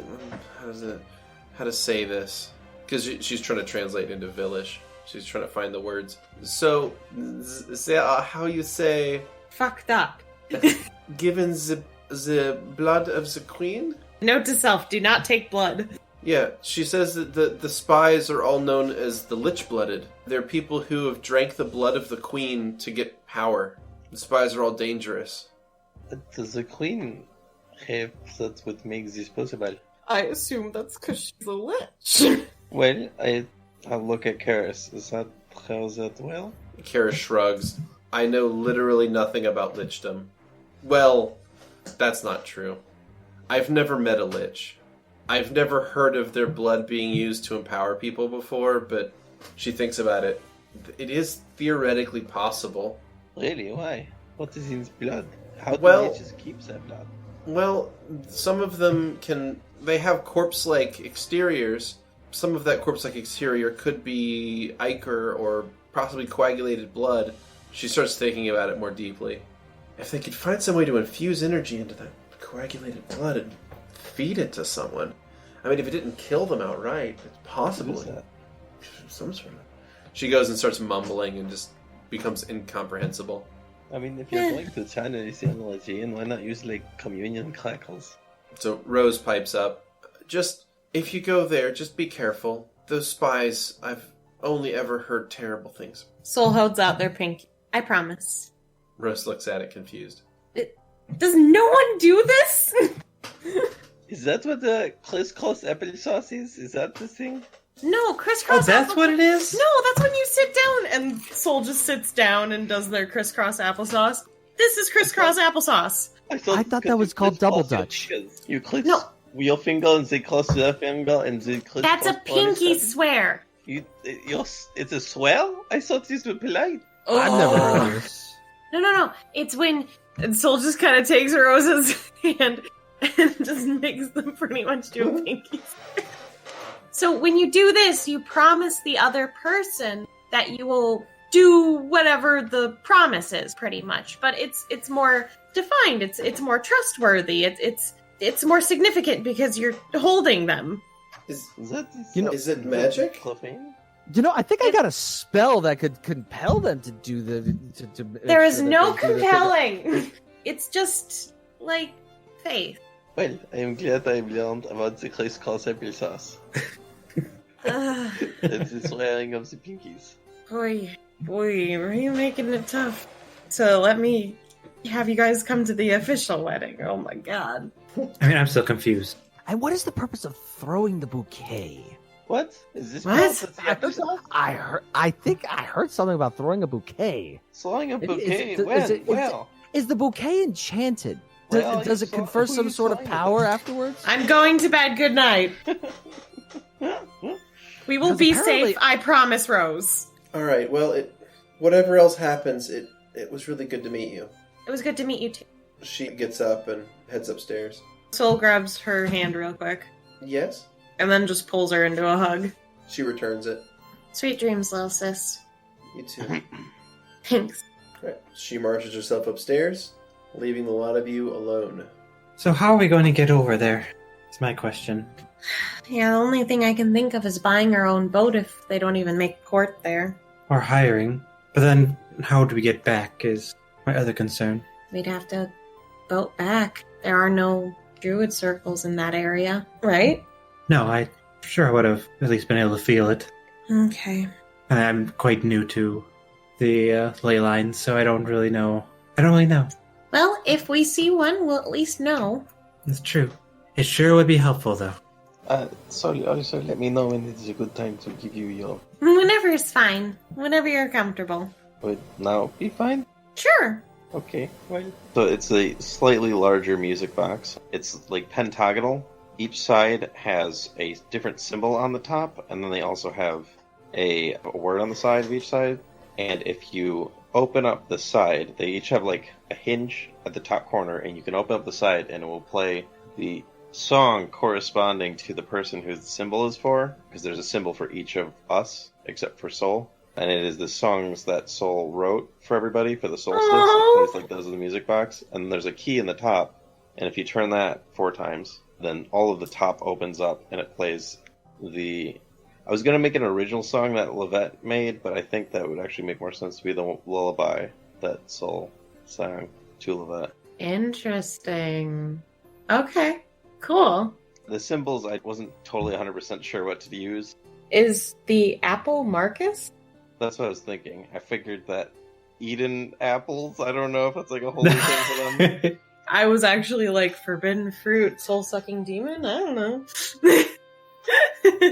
The circle That with the one? arrow. Yeah. That one's Karis. Yeah, that's supposed to look like one of the demonic symbols, because I was just going off of how I remember the dice thing looking, the meteor. Gotcha.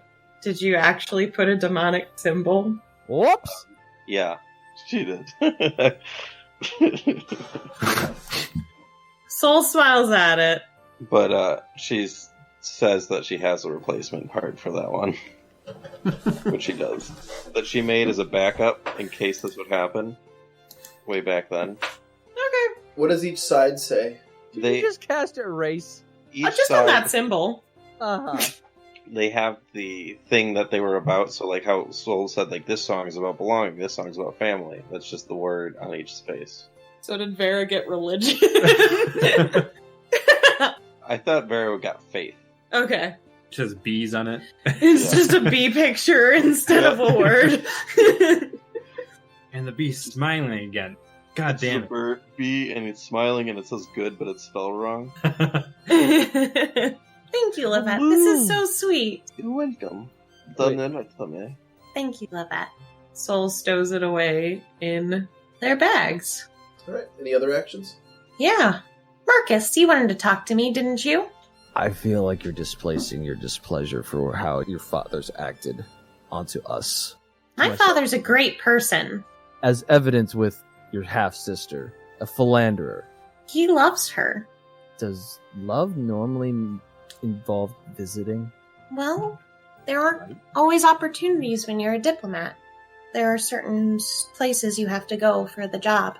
But he always sent them money to make sure that she was safe. Beardy, does where we currently are look like somebody who has disposable money?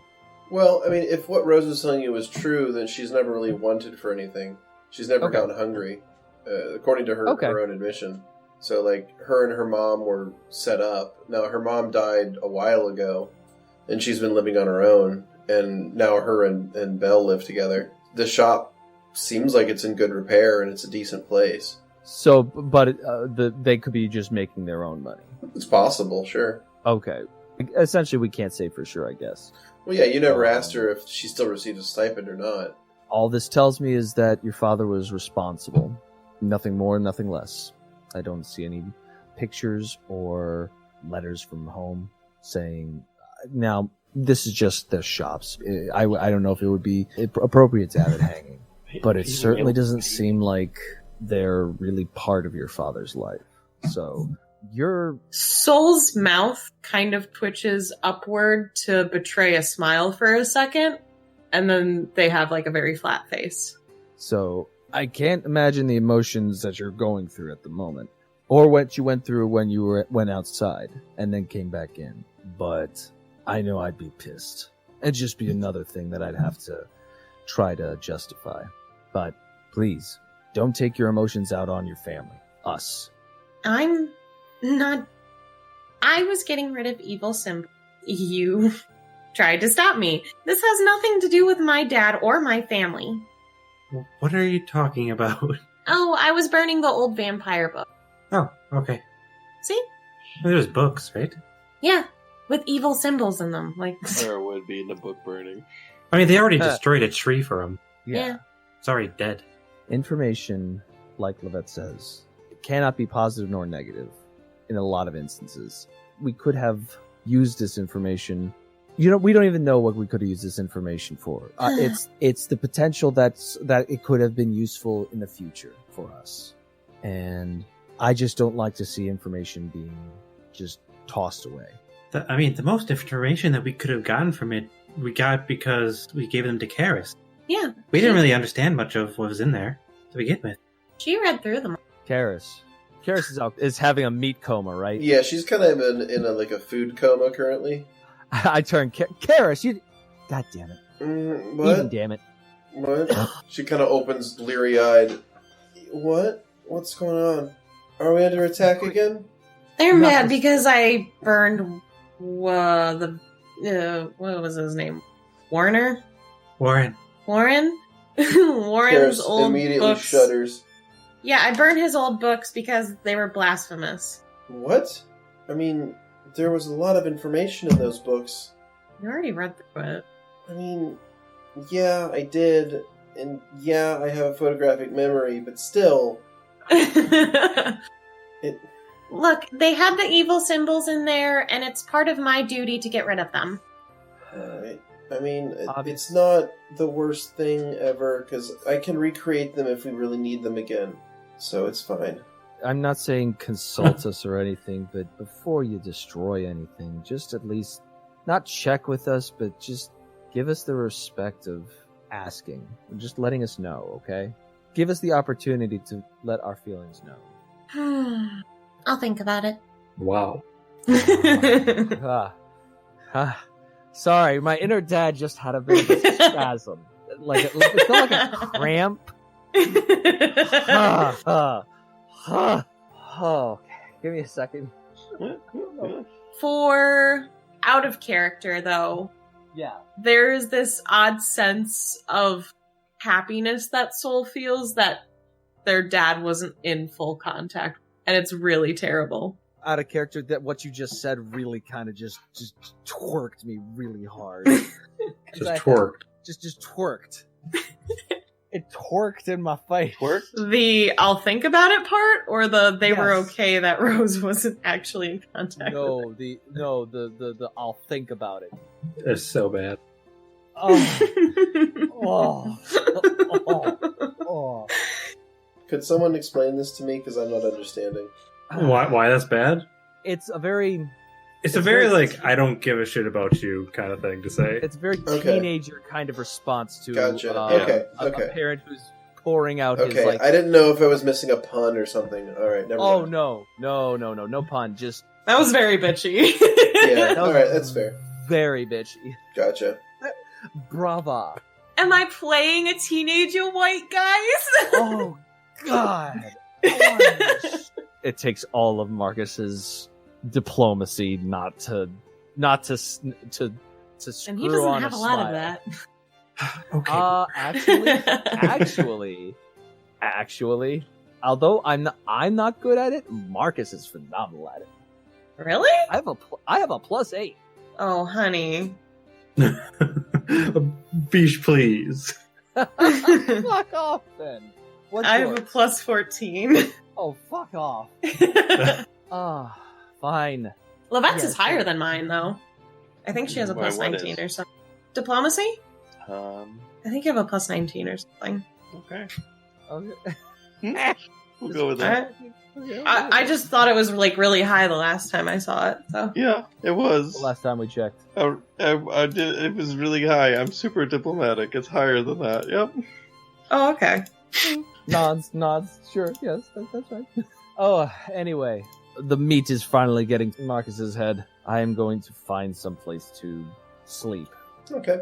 The warmest place on the first floor is in the forging room because the smelter's running right now. So there's like a nice fire in there, and it's just extra warm. Let's go in the forge. Take a sleep. Take a food coma. Okay, so I guess the party will find places to tuck in for the night. So the party sleeps, and that's going to take us to the dawn of the 27th of January. And we'll go ahead and set this for 7 a.m. And probably call it a day.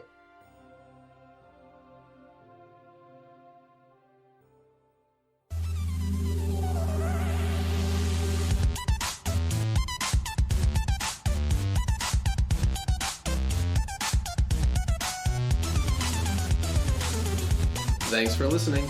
As always, special thanks to Protagonist for the theme music, and to Emily Roll for Fantasy for this episode's soundtrack. Please leave a like or subscribe if you want to see more content like this, and leave a comment if you have any suggestions. Until next time.